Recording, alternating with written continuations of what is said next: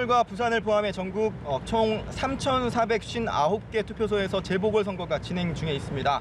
과거 사례들을 살펴보면 아무래도 평일에 치러지는 선거이다 보니까 휴일에 치러지는 전국 단위 선거보다는 투표율이 상대적으로 낮았던 것도 사실이죠. 하지만 앞서 지난 주말 이뤄진 사전 투표율을 보면은 역대 재보선 사전 투표율 중에서 최고치를 기록을 했습니다. 또 2018년 지방선거와 비교했을 때도 사전 투표율이 소폭 웃돈 것으로 나타나면서 오늘 본투표의 투표율에도 관심이 쏠리는 상황인데요.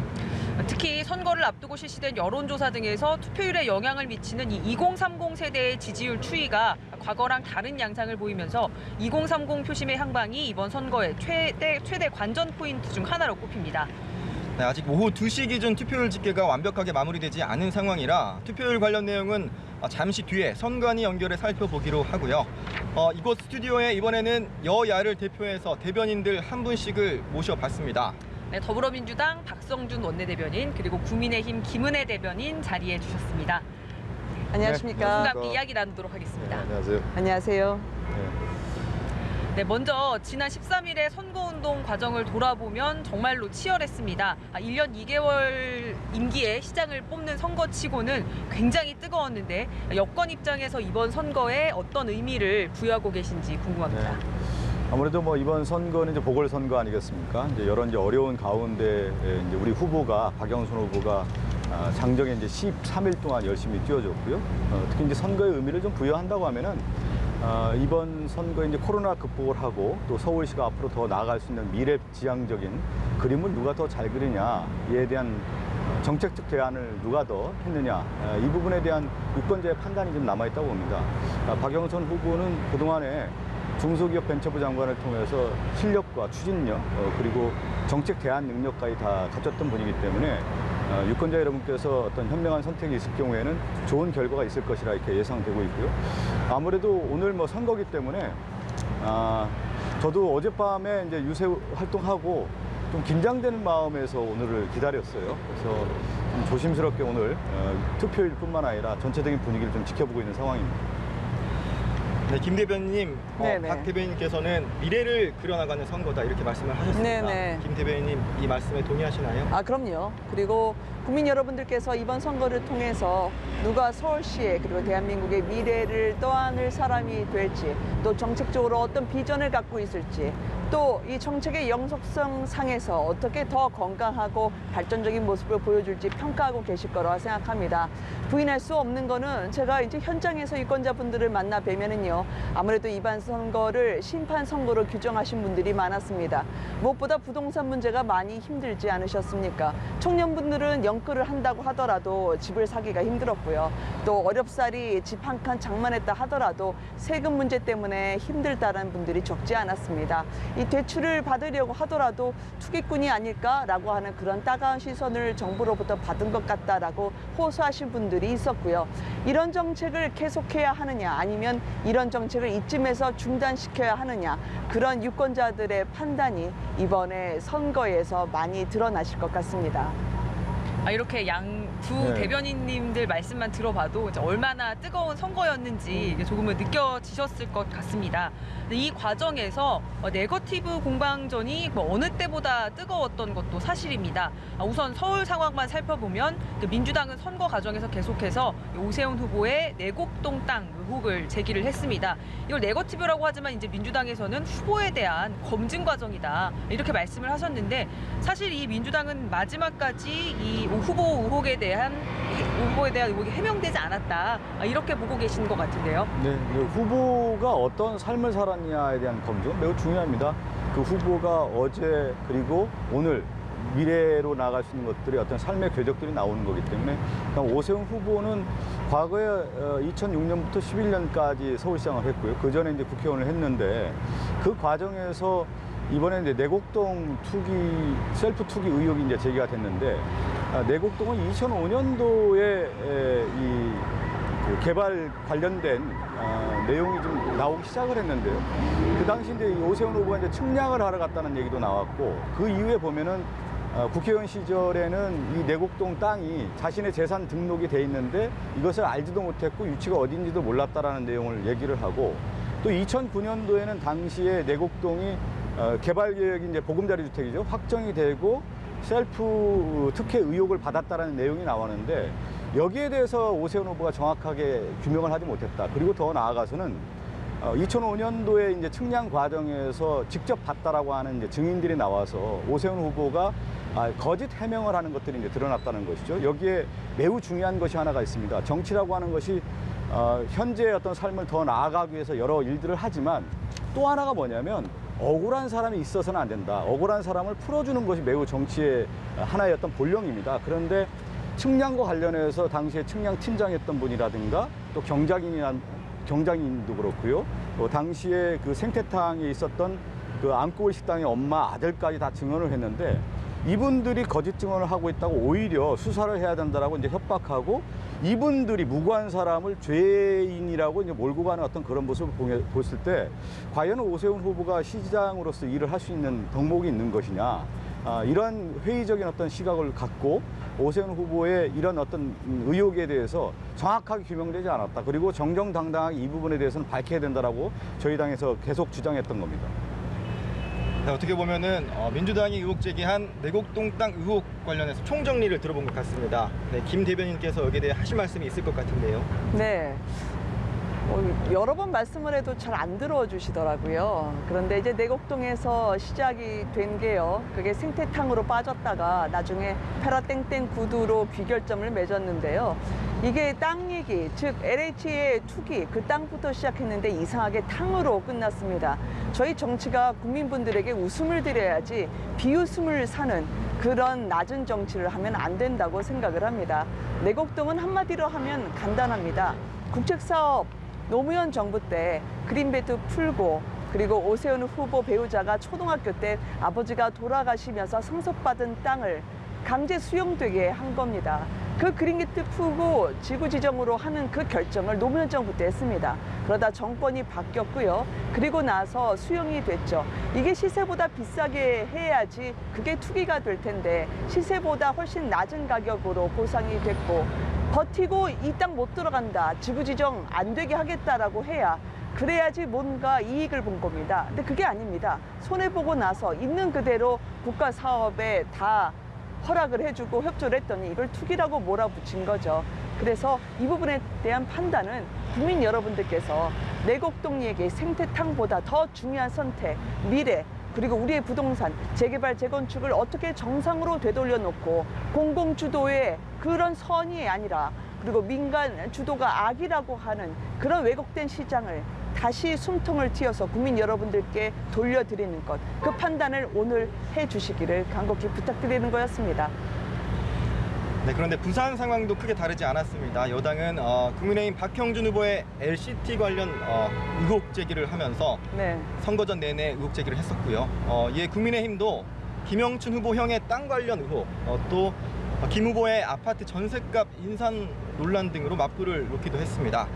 김 대변인님, 부산 공방전에 대해서는 유권자들이 어떻게 받아들여야 할까요? 부산의 네거티브도 저는 또한 마찬가지라고 생각을 합니다. 왜냐하면 그 네거티브 자체가요, 자칫 무엇을 가리려고 하는 것일까? 부산이나 서울이나 마찬가지로 오고돈 전 시장이나 박원순 전 시장의 권력형 성범죄로 이뤄지는 선거였습니다. 그러니까 후보를 내지 말았어야 되는 거죠. 귀책 사유로 후보를 내지 말았어야 하는데 당원 당규를 고쳐서 어거지로 후보를 냈다고 생각을 합니다. 그렇기 때문에요, 피해 여성들이 어떻게 생각할지는 저희는 봐야 된다고 생각합니다. 오고돈 전 시장을 변호하시는 그 변호인이요, 바로 김영춘 후보의 선대 본부장을 맡으셨던 분입니다. 과연 가해자로 분류되는 분을 변호하시는 분, 그분이 선거에 임하고 있는 이 선거는 가해자 편입니까? 아니면 피해자 편입니까? 피해 여성분들이 과연 일상으로 회복 가능할까요? 그래서 많은 분들에게 절대 2차 가해가 아닌 투표가 어떤 건지를 당시에 후보들이 이야기했던 거였고요. 그에 따라서 오늘까지 이르렀다고 생각을 합니다. 네, 그럼 김 대변인께서 이렇게 말씀을 하셨는데 반박 기회를 또 드려야지 되니까요. 이제 네. 부산의 이제 박형준 후보, 오세훈 후보의 가장 큰 특징은 뭐냐면 이분들이 누구 밑에서 정치를 배웠습니까? 이명박 전 대통령 아니겠습니까? 그래서 이명박 전 대통령이 퀴즈라고 하는데 이명박 전 대통령이 어떤 대통령이었습니까? 우리 사회의 어떤 민주화의 물결에서 반민주로 돌아갔고요.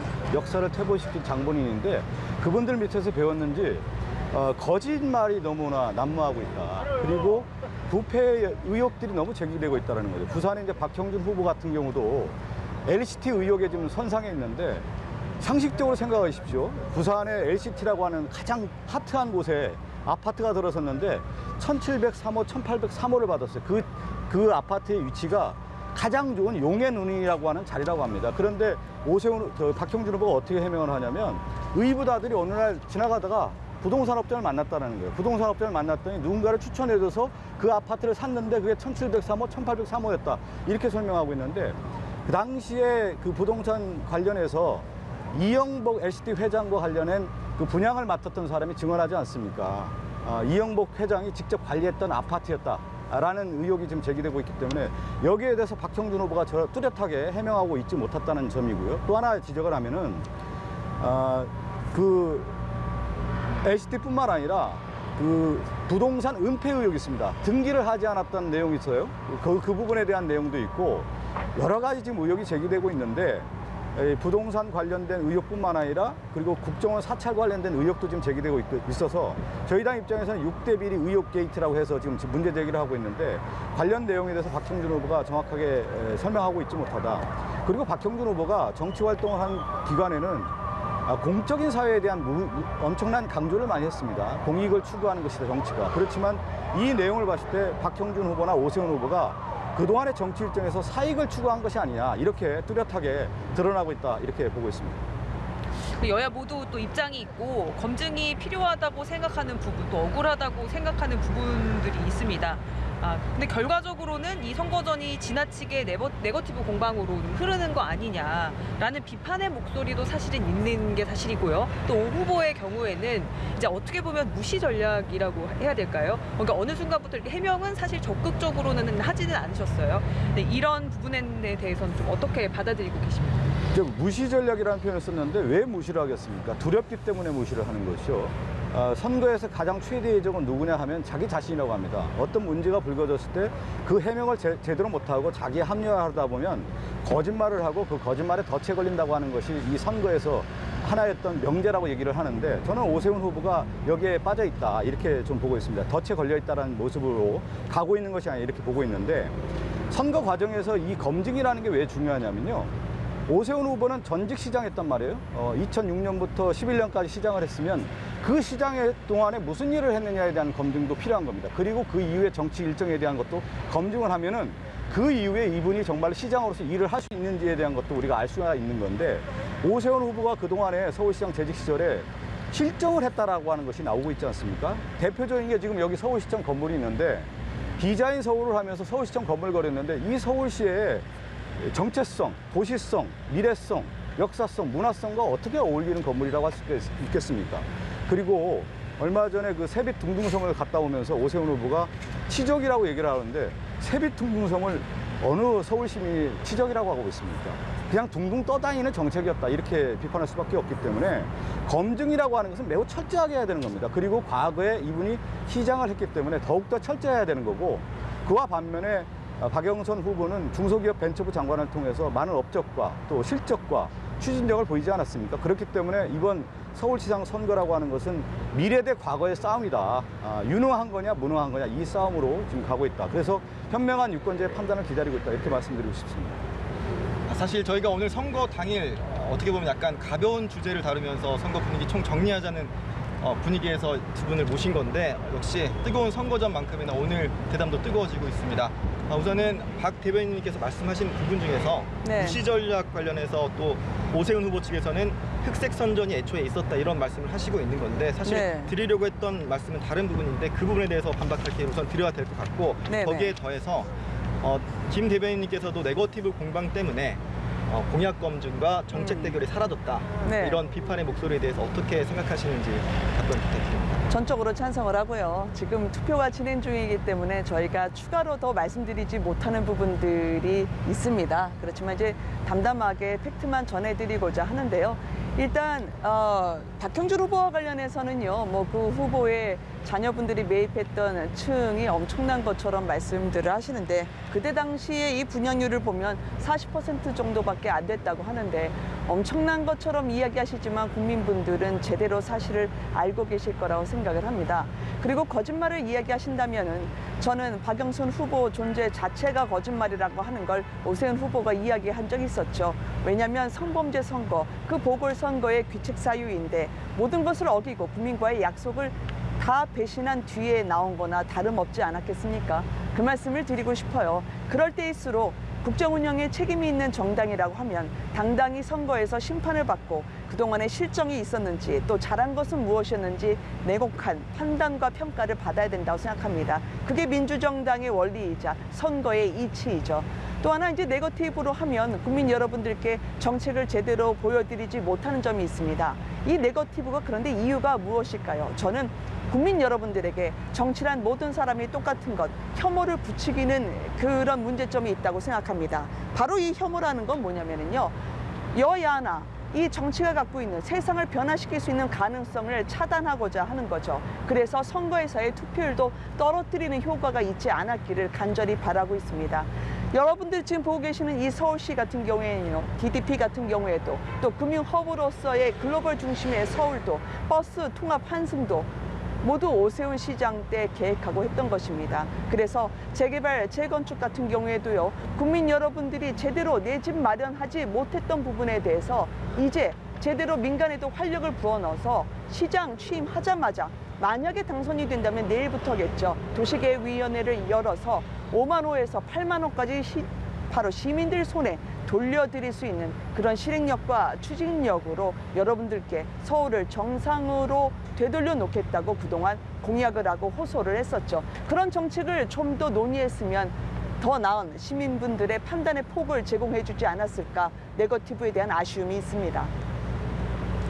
네, 주제를 좀 바꿔서 투표율 네. 얘기로 넘어가 보겠습니다. 앞서 두 분 모시기 전에 투표율 언급을 저희가 잠깐 했었는데, 투표율 추이는 매 선거 때마다 중요한 관전 포인트 중 하나죠. 네, 이번 선거에서 특히나 여야 모두 최종적인 투표율에 촉각을 곤두세우는 모습인데, 박 대변인 시청자분들이 그 배경에 대해서 투표율에 왜 이렇게 관심을 갖는지 그 어떻게 판단을 하면 될까요? 이제 그 투표율이라고 하는 것은 결국 이제 그 시민들의 관심을 나타내는 척도 아니겠습니까? 이제 민심의 반영이라고 할 수가 있는데요. 이제 투표율에 따라서 이제 당락이 결정될 수 있는 이제 가장 강력한 변수이기 때문에 그렇게 분석을 할 수가 있는 건데, 저는 이제 사전 투표율도 매우 높지 않았습니까? 이번에 이제 오늘 4월 7일 본투표도 높을 거라고 생각되는데요. 이것은 각 당의 강력한 그 지지하는 지지층, 확실한 지지층들이 결집하고 있는 어떤 모습이 이 투표율로 반영되고 있다, 이렇게 보고 있고요. 오늘 이제 선거의 마지막 남은 것은 지지층을 넘어서 확장적으로 갔을 때 중도층을 얼마나 이제 포괄할 수 있느냐에 대한 부분이 이번에 선거의 어떤 당락이 좌우된다고 봅니다. 이 중도층의 표심이라고 하는 것이 저는 희망과 실망이 항상 교차한다고 봅니다. 그래서 초기에 LH 사태 문제가 있었고, 또 우리 민주당에 대한 어떤 비판 어린 시각, 또 채찍질하는 중도층들이 한때는 저는 야당 쪽으로 갔다고 봅니다. 그런데 13일 동안의 어떤 선거 과정과 이제 검증 과정을 보면서 박영선 후보가 그동안의 4선의 국회의원을 통해서 가장 어려운 정치 일정들을 소화하지 않았습니까? 누구보다도 재벌개혁과 또 검찰개혁을 위해서 온몸을 다 바쳐서 정치 일선에서 최전선에서 정치인으로서 활동을 해왔던 경력과 또 중소기업 벤처부 장관을 통해서 많은 업적을 나왔던 것이 비교 우위에 있다는 것이 드러났고요. 또 반면에 이제 오세훈 후보 같은 경우는 거짓 증언이 드러나면서 중도층이 이제 실망을 하고 있다. 그래서 저는 실망한 중도층이 얼마만큼 다시 박영선 후보 쪽에 올 것이냐에 대한 부분이고, 한편으로는 중도층이 혹시 이 정치가 어떤 실망한 부분 때문에 포기하는 것이 아니냐라고 하는 것이 이번에 이제 투표율에 반영됐을 경우에 크게 좌우될 수 있다, 이렇게 봅니다. 그렇지만 지금 전체적으로 추이를 봤을 때 각 당의 어떤 지지층들이 투표장에 지금 나오고 있는 모습이다, 이렇게 분석하고 있습니다. 야권에서는 선거 전에 실시됐던 여론조사상에 2030 지지율과도 연계시켜서 네. 투표율을 예의주시하는 기류도 읽히고 있습니다. 네네. 네. 투표율 관련해서 좀 평가해 주시죠. 투표율 관련해서요.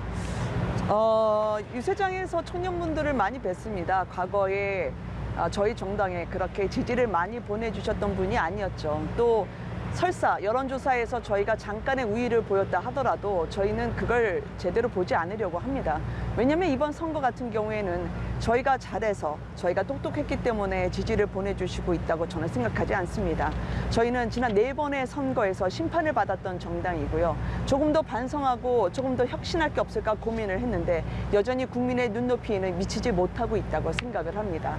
저희가 잘나서가 아니라 이번 정부에 대한 심판으로 그리고 그 분노를 너희가 감히 담아낼 그릇이 되느냐, 여전히 국민들은 냉정하게 저희 당을 보고 있다고 생각을 합니다.